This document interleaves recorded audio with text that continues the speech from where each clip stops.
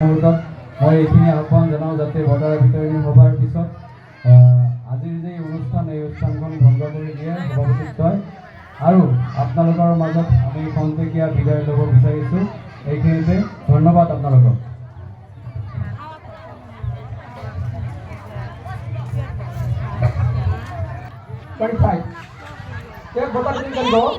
আমাৰ বঙাইগাঁও জিলা সমিতিৰ শিক্ষা সহশিক্ষা সম্পাদক sir Amjad sir.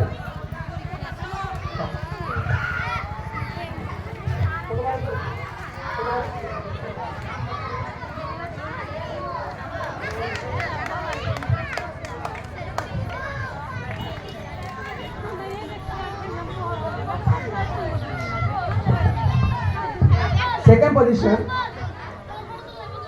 Akhirul Islam, 19 out of 25.